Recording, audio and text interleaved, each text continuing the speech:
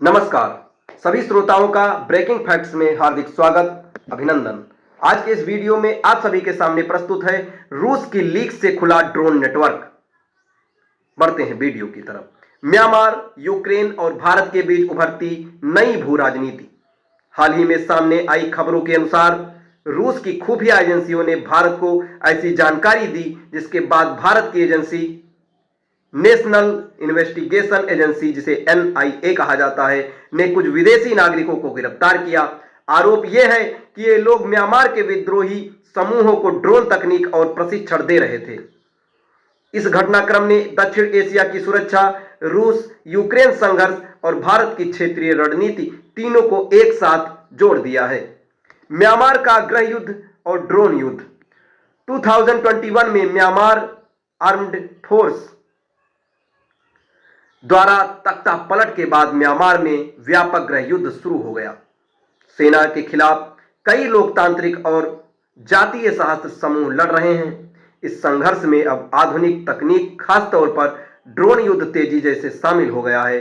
Drone के जरिए निगरानी, विस्फोटक गिराना और सटीक हमले करना जैसी क्षमताएं विद्रोही समूहों को मिल रही हैं।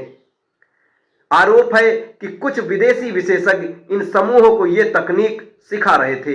रूस ने भारत को जानकारी क्यों दी?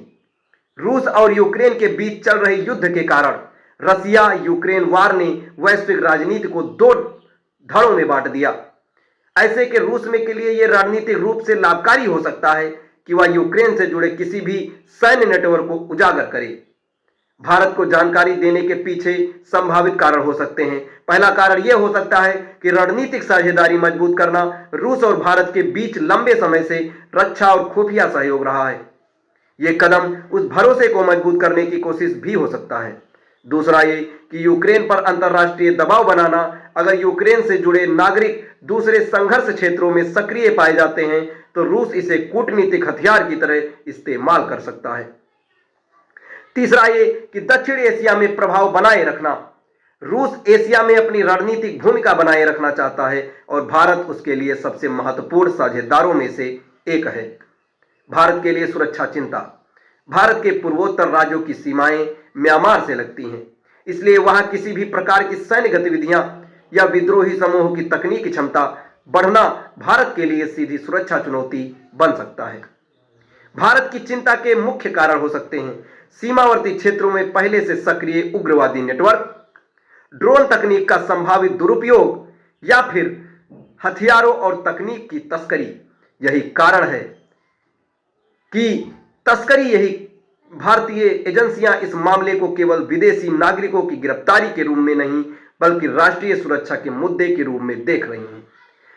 इस पर यूक्रेन का पक्ष यह है कि यूक्रेन ने इन आरोपों पर सावधानीपूर्ण प्रतिक्रिया दी है। यूक्रेन का कहना है कि उसके नागरिकों के खिलाफ लगाए गए आरोपों की स्वतंत्र और पारदर्शी जांच होनी चाहिए। कूटनीतिक स्तर पर यह मामला संवेदनशील बन गया है क्योंकि भारत दोनों पक्ष रूस और यूक्रेन के साथ संतुलित संबंध बनाए रखना चाहता है। बदलती युद्ध रणनीति, निजी विशेषज्ञ और ड्रोन। इस घटना का एक बड़ा पहलू यह भी है कि आधुनिक युद्धों में अब केवल सरकारी सेनाएं ही नहीं बल्कि निजी सैन्य विशेषज्ञ, तकनीक प्रशिक्षक और ड्रोन इंजीनियर भी सक्रिय भूमिका निभाने लगे हैं। इससे युद्ध का स्वरूप अधिक जटिल और अंतर्राष्ट्रीय हो गया है। म्यांमार के संघर्ष से जुड़ी यह घटना केवल एक आपराधिक या खुफिया मामला नहीं, ये कई परतों वाली भू राजनीतिक कहानी है जिसमें म्यांमार का गृह युद्ध, रूस यूक्रेन की प्रतिद्वंदिता और भारत की सीमा सुरक्षा तीनों एक साथ जुड़े हुए हैं। यदि ड्रोन तकनीक और विदेशी विशेषज्ञों की भागीदारी बढ़ती है तो आने वाले समय में दक्षिण एशिया के संघर्ष और भी अधिक तकनीकी और अंतर्राष्ट्रीय स्वरूप ले सकते हैं। ऐसे में भारत की सबसे बड़ी चुनौती होगी अपनी सीमाओं की सुरक्षा बनाए रखते हुए वैश्विक राजनीति के बीच संतुलन बनाए रखना।